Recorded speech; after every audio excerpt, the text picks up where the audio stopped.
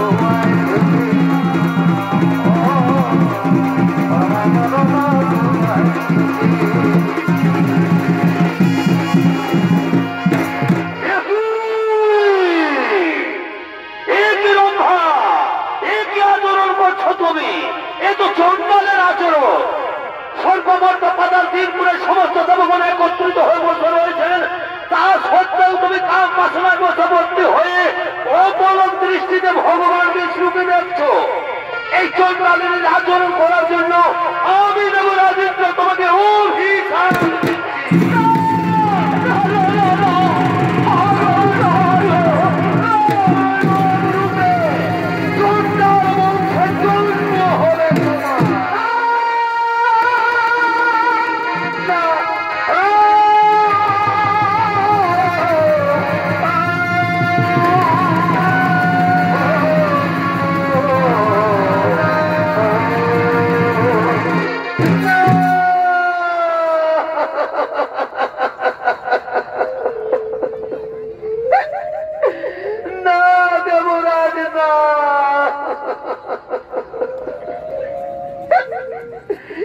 আমি কাম বাসনায় মুগ্ধ হয়ে ভগবানের চরণ অপলক দৃষ্টিতে দর্শন করিনি।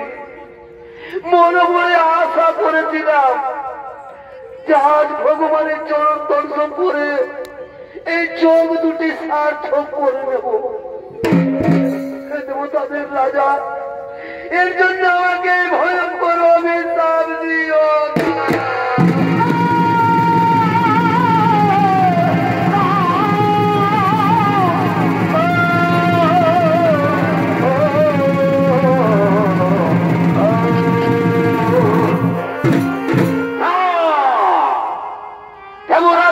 অভিশাপ কোনদিনও ব্যর্থ হবে না। তবে নারায়ণ যদি ইচ্ছা করে তাহলে কিছুটা লঘু হতে পারে। প্রভু নারায়ণ, তুমি তো অন্তর যাবে, তুমি তো অন্তরের কথা সবই জানো।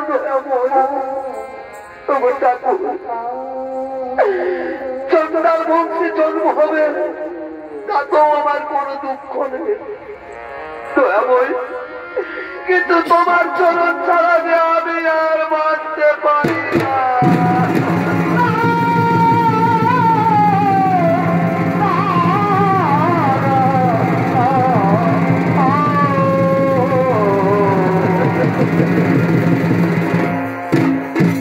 রম্ভা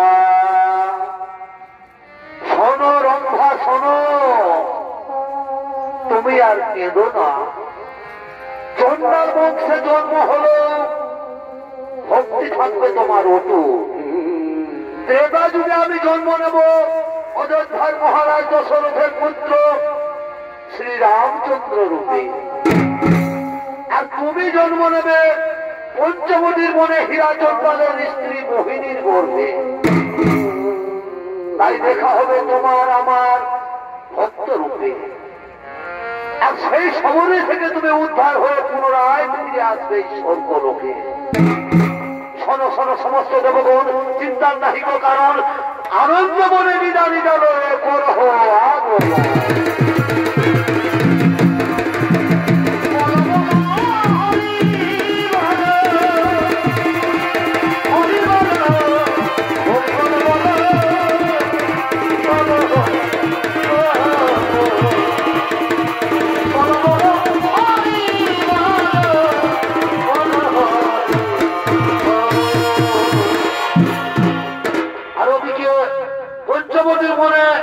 হীরাচন্দ্র ও তার স্ত্রী মোহিনী তারা সন্তানহীনা, আজ তারা মনের দুঃখে কাঁদতে কাঁদতে আগমন করতে চলেছে।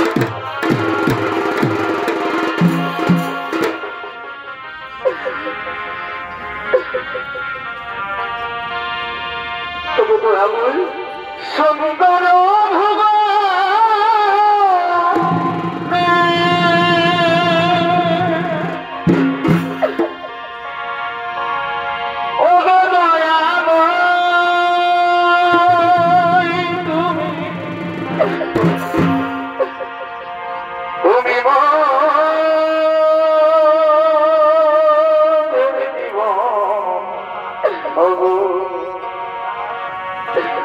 তুমি মোদের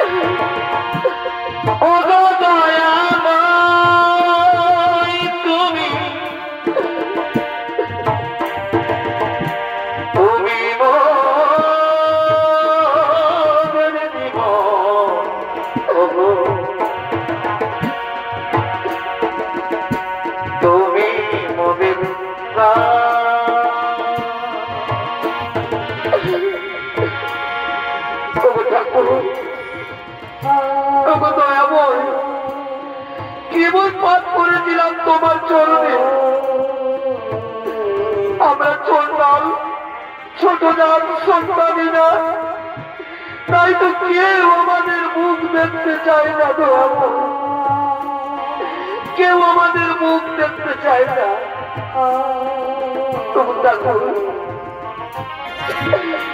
এই পৃথিবীতে সন্তান জন্ম দিয়েছ, এই পৃথিবীতে চন্ডাল জন্ম দিয়েছ, তাতেও আমাদের কোনো দুঃখ নেই। কিন্তু এই পৃথিবীতে কেউ আমাদের ভালোবাসে না। এমন কেন এই পৃথিবীতে কেউ আমাদের ভালোবাসে না? এই দুনিয়ায়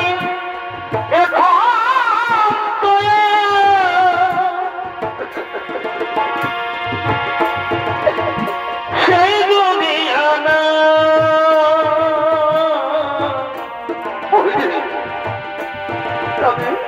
মানুষ নামের মানুষ আছে দুনিয়া বোঝা।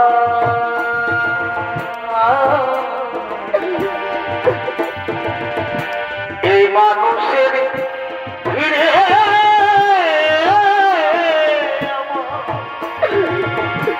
সেই না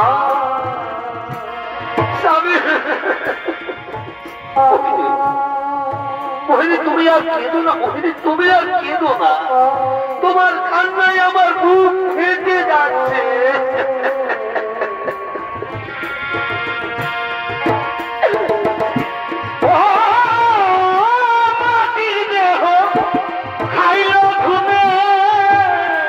মোহিনী, কেঁদো না।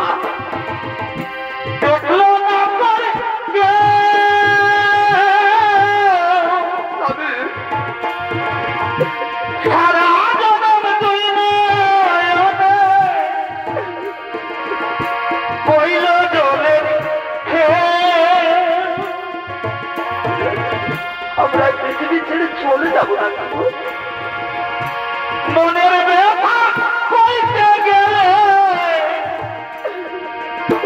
এই দুনিয়ায় সবাই বলে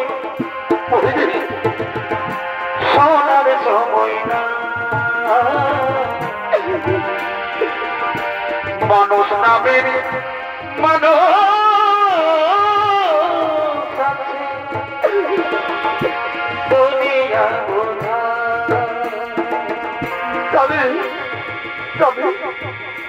তুমি বলে দাও না গো, তুমি বলে দাও না, আমি কি কোনোদিনও সন্তানের মা হতে পারবো না?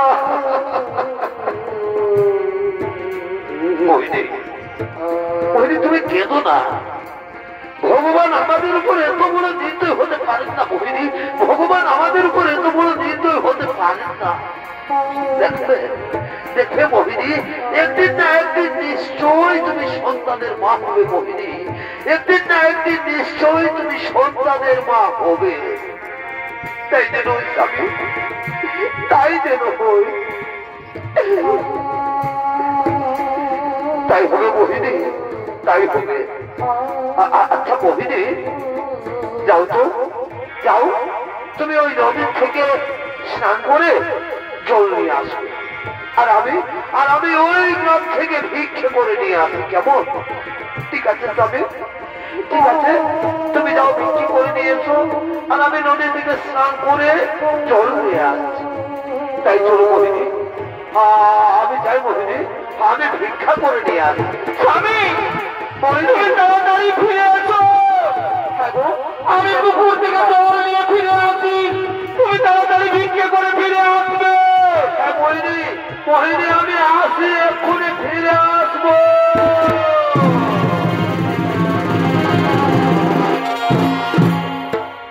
মোহিনী সেই নদীর ঘাটে জল তুলতে গেলেন এবং সেই নদীর ঘাটে বিশ্রাম করলেন। আর ওদিকে সেই গ্রামেরই কিছু রমণী ওই নদীর ঘাটে জল তোলার জন্য আগমন করতে চলেছে।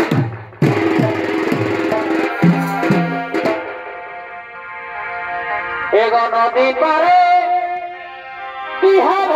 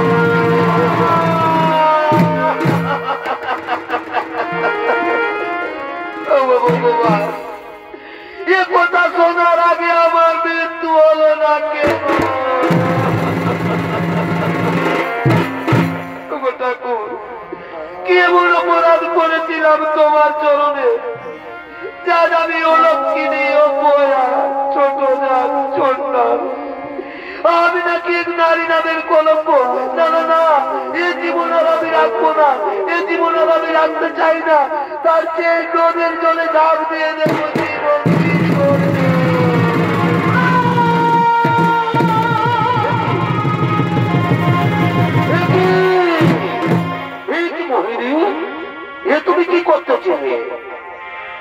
জানো না, তুমি জানো না আত্মহত্যা মহাপাপ। জানো মোহিনী, জানো আজ আমি ভিক্ষা করে ফিরার পথে বৃক্ষের তলায় বিশ্রাম করছিলাম, হঠাৎ কে যেন আমাকে বলে গেল, হীরা চন্ডাল তোমার ঘর আলো করে কন্যা সন্তান জন্ম নেবে মোহিনী, আর সেই কন্যা নাকি হবে ভগবান বিষ্ণুর পরম ভক্ত। আমি হঠাৎ উঠে চলে এলাম।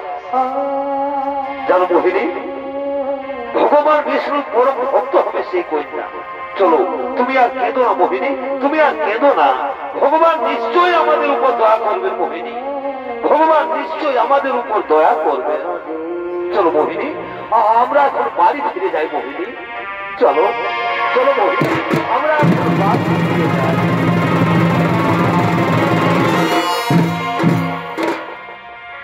আর ওদিকে সমস্ত দেবগণ আগমন করছেন মর্ত্যলোকের দিকে।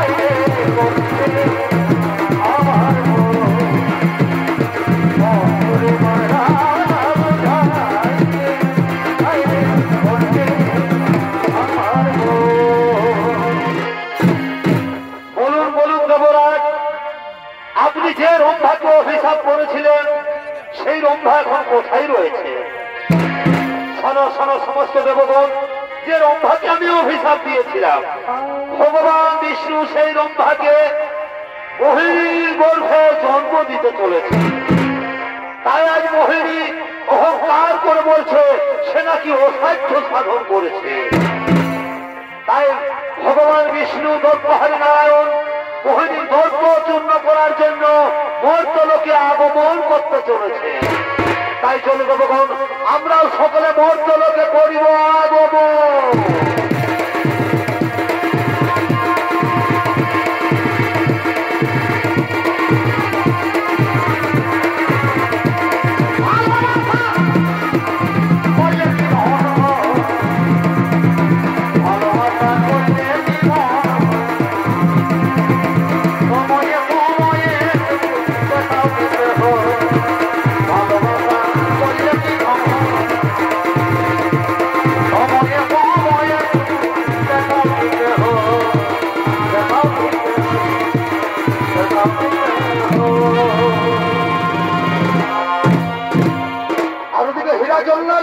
মোহিনী আজ পূর্ণ গর্ভবতী, তাই অহংকার করতে করতে আনন্দে আগমন করতে চলেছে।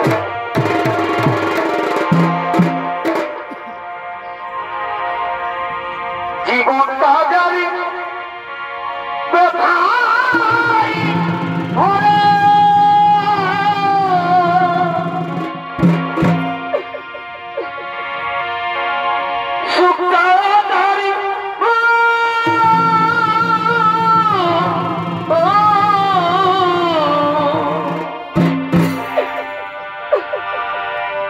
কেন বন্ধু ভালো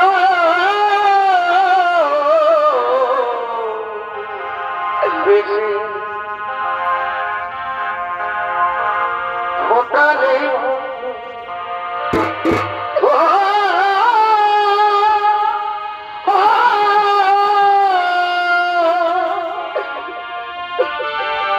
কেন বন্ধু ভালো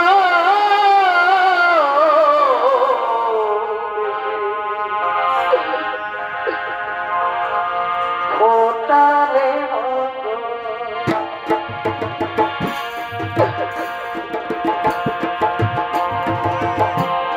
জীবনটা জানি ব্যথায় ভরে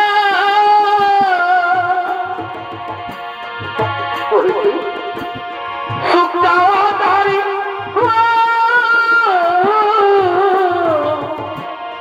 স্বামী কেন বন্ধু ভালো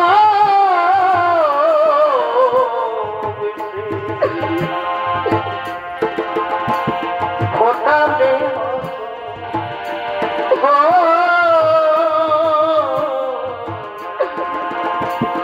ফোটালে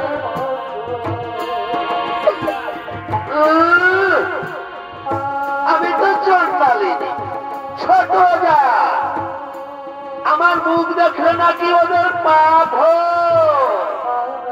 হলো ভদ্রলোকের বউরা এবার দে আমি নাকি সন্তানহীনা এবার দে আমি পূর্ণ গর্ভবতী আজ আমি অসাধ্য সাধন করেছি যার জন্য ভগবান আমার গর্ভে সন্তান দিতে বাধ্য হয়েছে আমি মা হতে চলেছি আর আমাকে কেউ অলক্ষণীয় পয়া বলতে পারবে না দেখবে পৃথিবীর কোন শক্তি আমাকে মা হতে আটকাতে পারবে না পৃথিবীর কোন শক্তি আমাকে মা হতে আটকাতে পারবে না মোহিনী মোহিনী তুমি সন্তান জন্ম না দেওয়ার আগে এত অহংকার এত বলবো মনে রেখো মোহিনী তুমি সন্তানের জন্ম দেবে ঠিক তুমি মা হবে ঠিক কিন্তু আমি তোমাকে অভিশাপ দিয়ে গেলাম কে তোমার সন্তান পৃথিবীর আলো দেখবে ঠিক কেউ তার মুখ দর্শন করতে পারবে না কেউ কে তুমি কে আমায়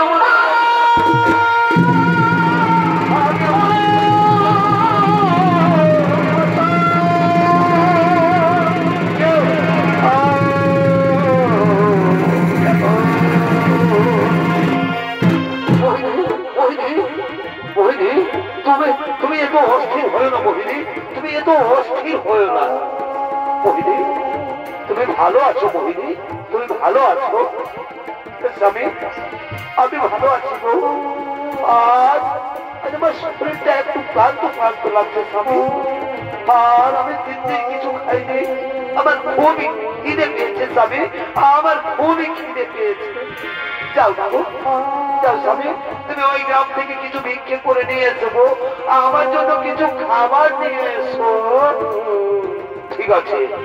ঠিক আছে মোহিনী আমি এক্ষুনি ওই গ্রাম থেকে ভিক্ষে করে নিয়ে আসছি তুমি আমাদের পাতার কুটিরে বিশ্রাম করো মোহিনী তুমি আমাদের পাতার কুটিরে বিশ্রাম করো আমি তোমার জন্য খাবার নিয়ে আসছি মোহিনী স্বামী হ্যাঁ মোহিনী তুমি তাড়াতাড়ি ফিরে আসো হ্যাঁ আমি এক্ষুনি খাবার নিয়ে আসছি তাড়াতাড়ি তুমি ফিরে আসবে মোহিনী আমি আসি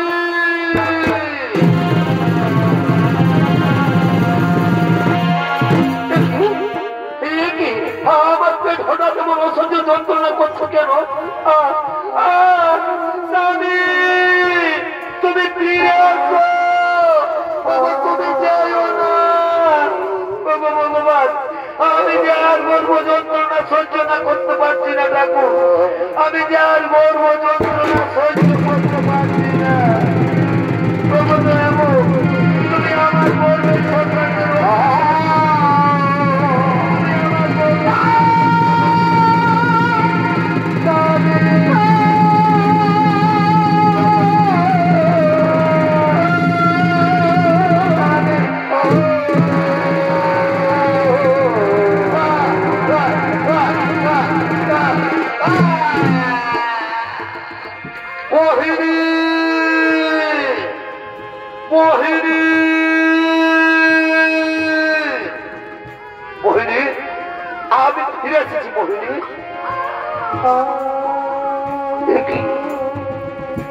শিশু কান্নার আওয়াজ পাওয়া যাচ্ছে।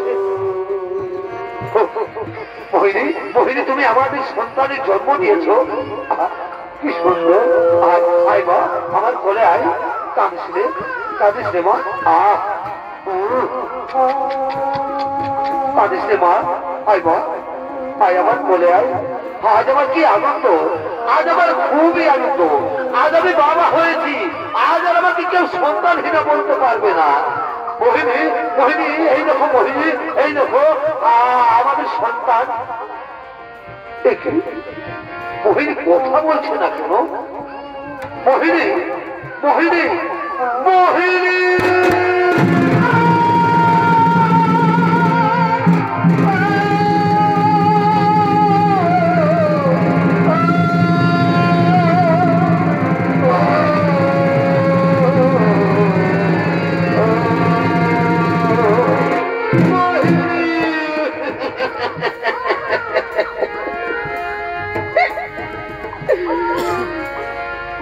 তুমি অমন করে আমাকে খাবার আনতে পাঠিয়ে তুমি ফিরে যেতে, তুমি আমাকে ছেড়ে যেতে পারো না মোহিনী। ওঠো না, একটিবার আমাকে, একটিবার আমার সাথে কথা বলো মোহিনী, একটিবার আমার সাথে কথা বলো।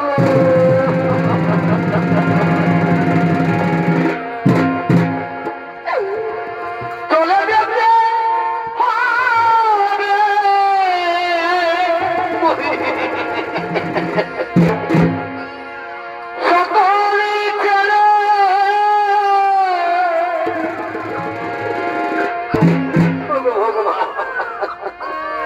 আসলে রে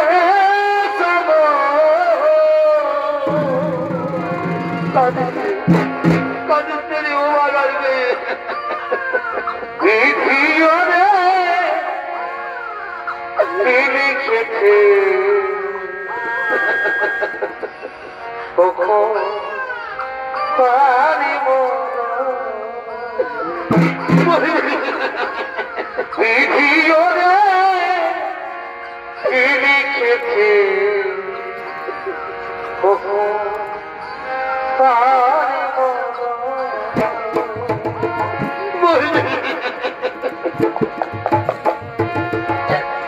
চলে যাবে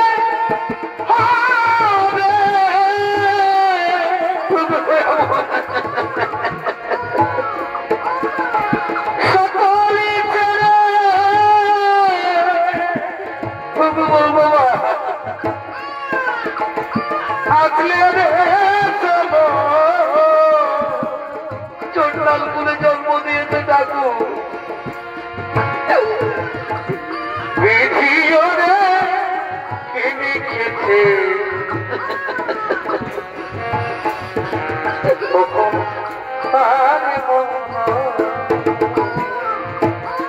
চন্ডাল কুলে জন্ম দিয়েছে তাকেও আমার কোনো দুঃখ নেই।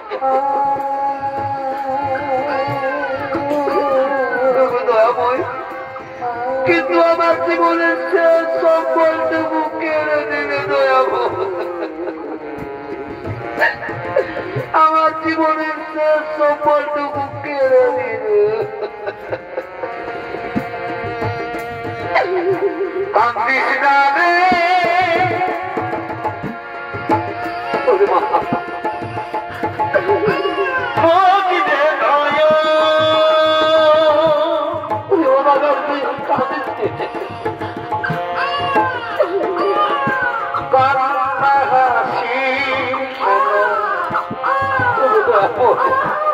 এই তো জীবন, এই আতুরে মেয়েটাকে নিয়ে আমি এখন কি করি?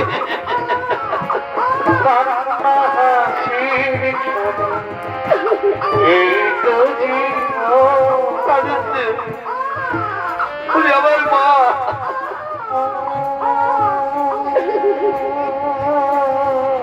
ও তো বাজার সন্তান। চল তোর মায়ের সৎকার্যের ব্যবস্থা করিছ।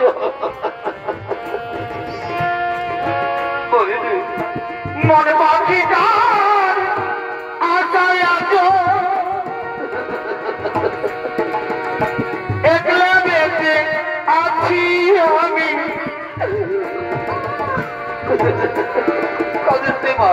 পাখি কারা ছায়া গো একলা বেঁচে আছি আমি এই আতুর মেয়েটাকে আমি কেমন করে লালন পালন করি মরে যাবো চলে যাবো দিয়ে যাবো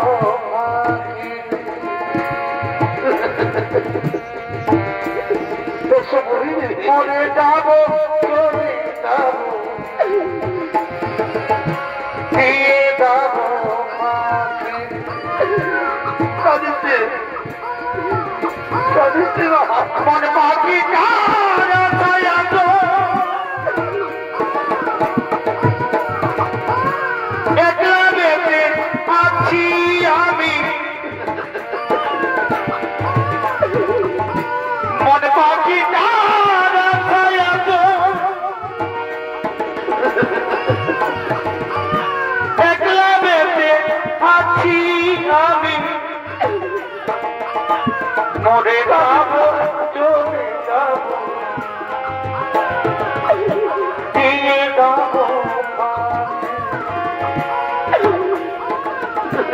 মরে যাবো চলে যাবো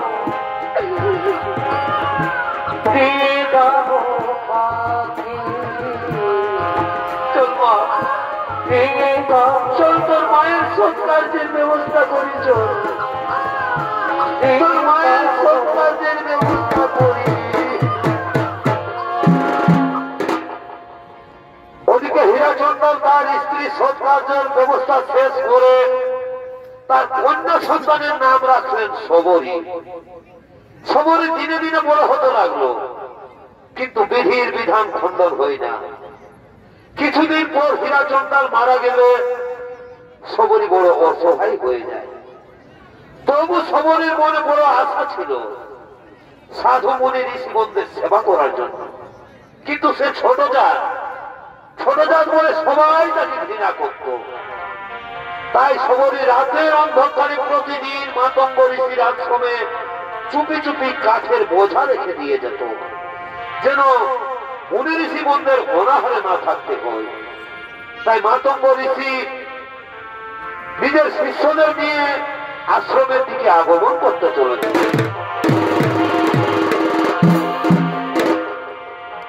জন্মিলে চলিতে পারে যথা বলি করে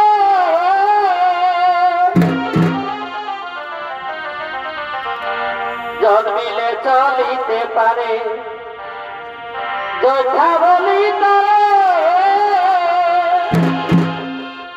না পারিলে অযথা ওরে না পারিলে অযথা জানে হে তোমরা সাবে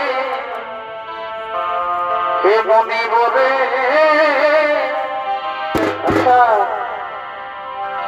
লিখেছে বেদে রচনে হে মনি বলে লিখেছে বেদে রচনে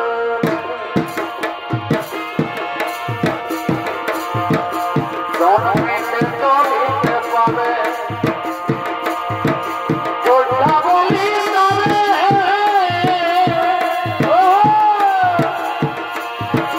না পারিলে অযোধ্যা না পারিলে অযোধ্যা জানে বলে পাবে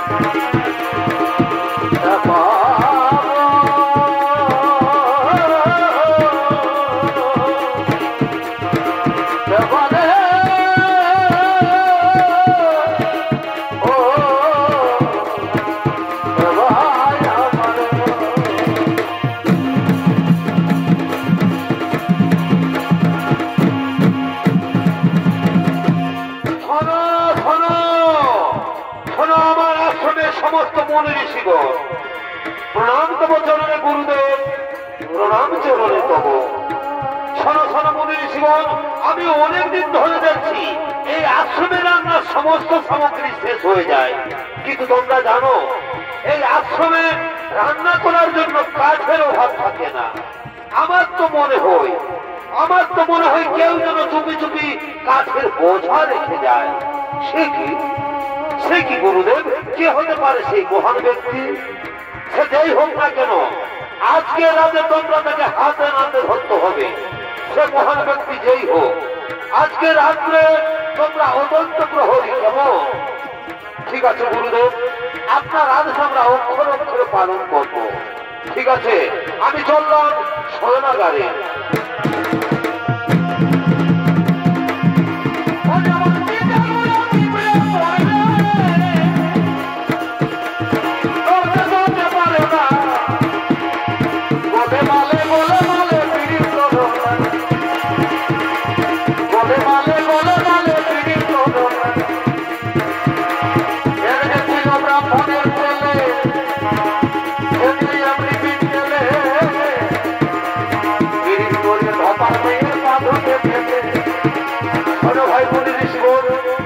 আজ গুরুদেবের আদেশ আমরা অক্ষর অক্ষরে পালন করবো।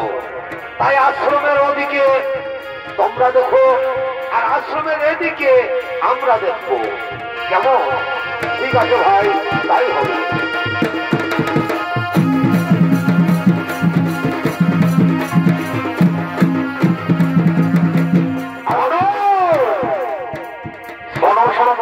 ভাই সাহেব, আমাদের গুরুদেবের আদেশ আজ আমাদের অক্ষরে অক্ষরে পালন করতে হবে। আজ আমাদের হাতে হাতে ধরতেই হবে কে সেই মহানুভব যে আমাদের আশ্রমে কাজ রেখে যায়। তাই ওদিকে তোমরা দুইজন থাকবে আমাদের মুখ্য দ্বারে, আর আমরা দুজন থাকবো এইদিকে। দেখি কেমন ভাবে সে কাঠের বোঝা রেখে পালিয়ে যায়। আর ওদিকে সেই গভীর রাত্রে সবরী গোপনে গোপনে কাঠের বোঝা নিয়ে মাতঙ্গ ঋষির আশ্রমে প্রবেশ করেছে।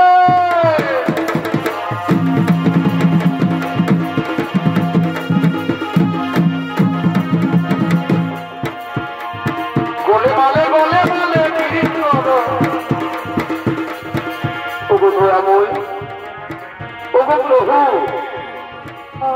আমি যে নিচু যা চন্দ্রার বংশে আমার জন্ম, এই সমরই তোমাকে প্রণাম জানাই ঠাকুর, এই সমরই তোমাকে প্রণাম জানাই।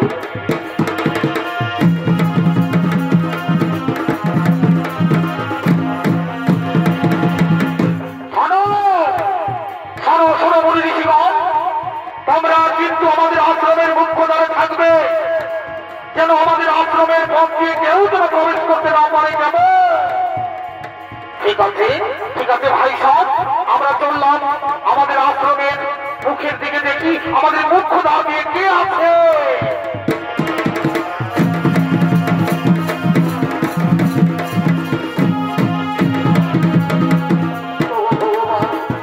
দিনের আলোয় সবাই আমাকে ঘৃণা করে, তাই তার এতই অন্ধকারে মাতঙ্গ ঋষির আশ্রমে চুপি চুপি করে কাঠের বোঝা রেখে যায়। ঠাকুর, আমাকে ছোট জাত বলে সবাই ঘৃণা করে, ছোট জাত বলে সবাই ঘৃণা করে।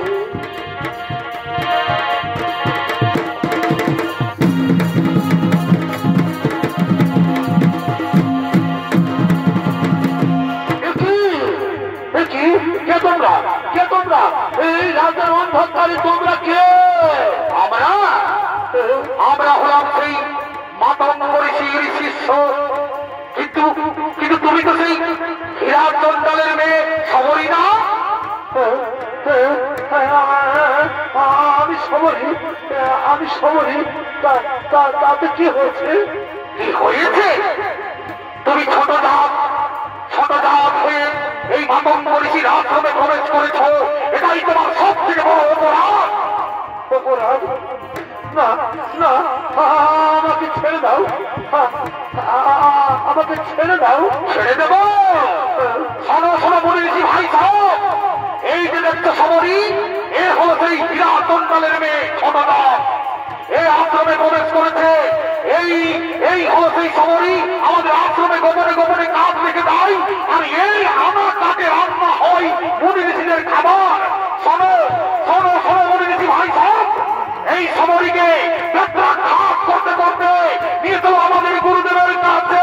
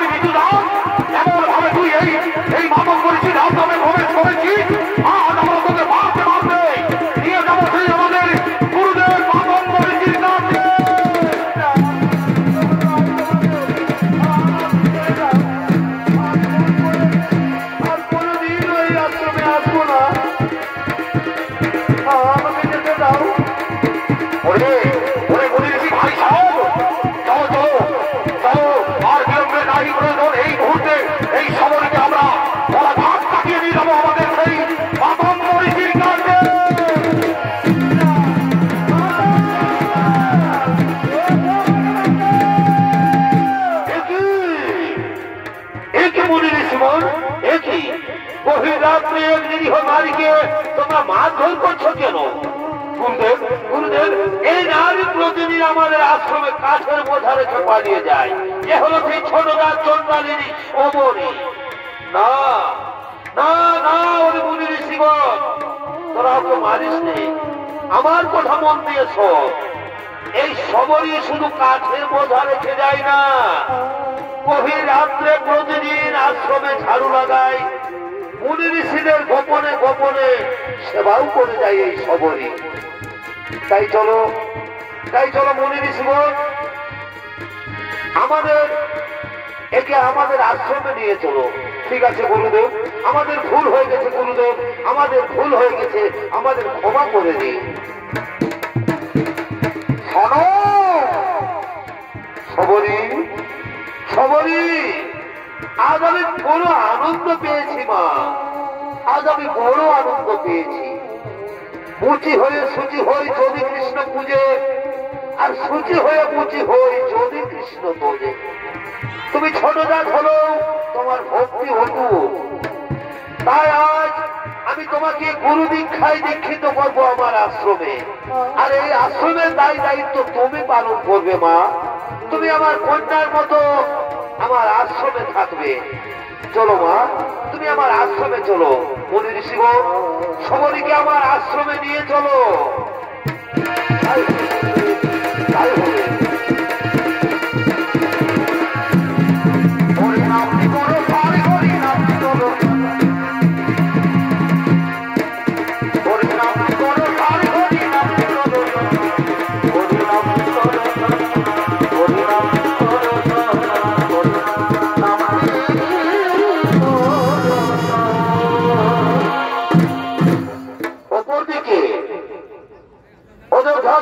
রামচন্দ্র ও তার ছোট ভাই লক্ষ্মণ তারা সীতা দেবীর অন্বেষণ করতে করতে পম্পা সরোবরের দিকে আগমন করতে চলেছে।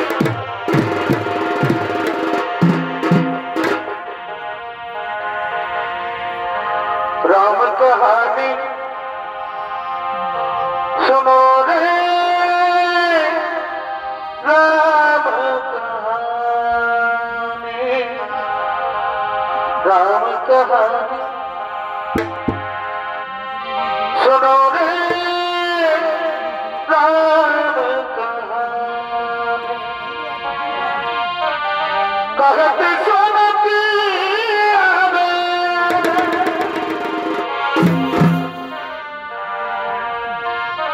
कहते सुनती आवे, अखियों में पानी, राम कहानी सुनो रे, राम कहानी।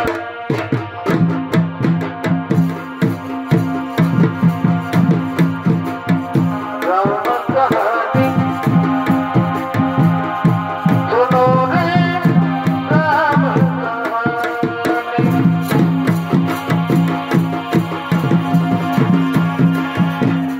এরা হলেন অযোধ্যা দশরথের পুত্র শ্রীরাম আর লক্ষ্মণ। আজ এরা সীতা দেবীকে খুঁজতে খুঁজতে পম্পা সরোবরের কাছে আগমন করেছে।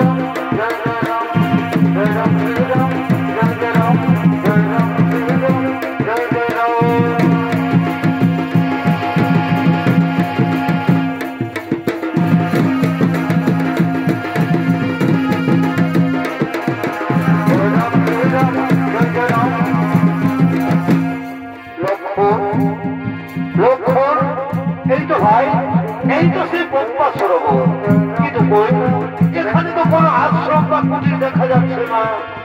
কোথায় কোথায় মাতা কুটির, সবরের কুটির কোথায়? এখানে তো কোনো কুটির দেখা যাচ্ছে না। দাদা দাদা, ওই দেখো দাদা, ওই দূরে একটি কুটির দেখা যাচ্ছে। আমার মন বলছে কোথায় মাতা সবরের আশ্রম হতে পারে।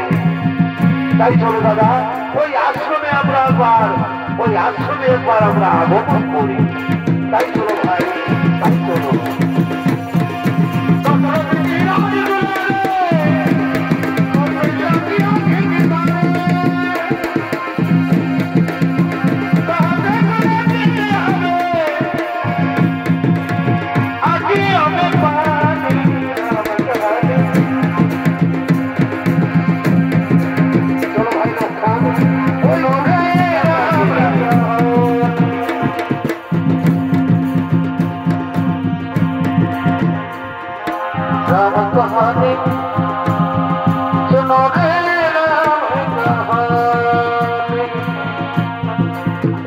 আর ওদিকে সবরী মাতঙ্গ ঋষির আশ্রমে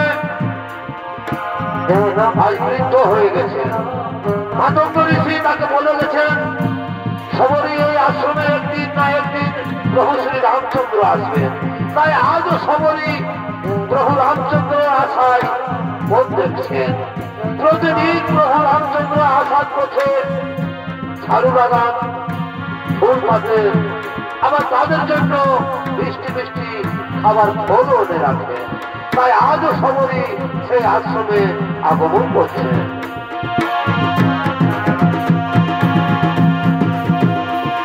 আমার কথা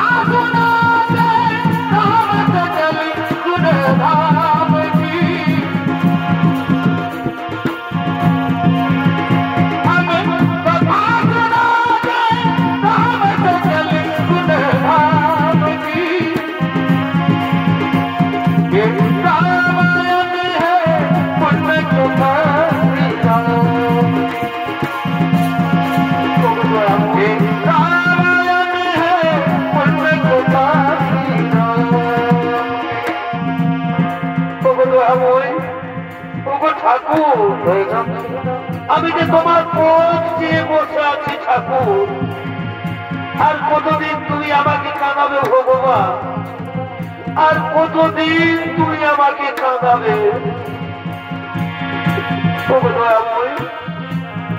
আমি প্রতিদিন তোমার জন্য মালা গেঁথে রাখি, তুমি আসবে তার জন্য আমি পথে পথে ফুল পেতে রাখি। এই বনে যত যত মিষ্টি মিষ্টি ফল আমার ঝুড়িতে রয়েছে, এই বনে বিভিন্ন ধরনের বিষাক্ত ফলও আছে। তাই তো আমি সেই ফল আগে নিজে খেয়ে দেখি, তারপর সেই ফল আমি ঝুড়িতে রাখি।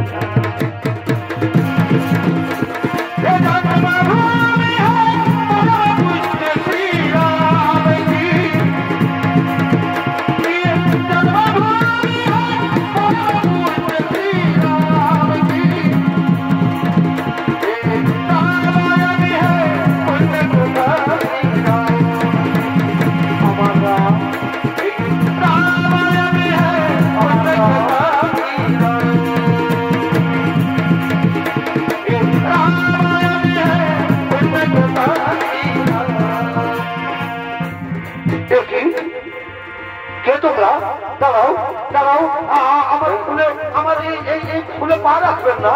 দাঁড়া, কে আপনারা? কে? পরিচয় দিন, কাউকে খুঁজছো? আমরা মাতা সবরীকে খুঁজছি। মাতা সবরী? কে আপনারা? কোথা থেকে এসেছেন?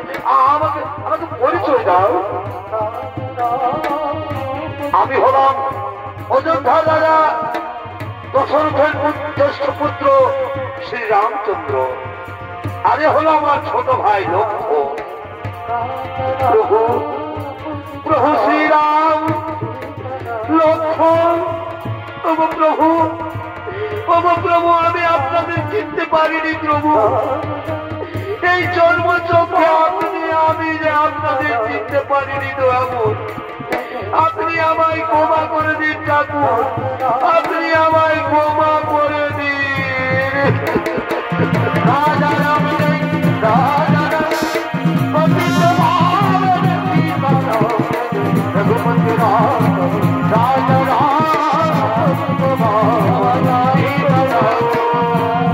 আমাকে ক্ষমা করে দাও। মাতা সবরী, মাতা সবরী, আজ তোমাকে দেখে মনে হচ্ছে আজ যেন আমি মাতা কৌশল্যার কাছে দাঁড়িয়ে আছি।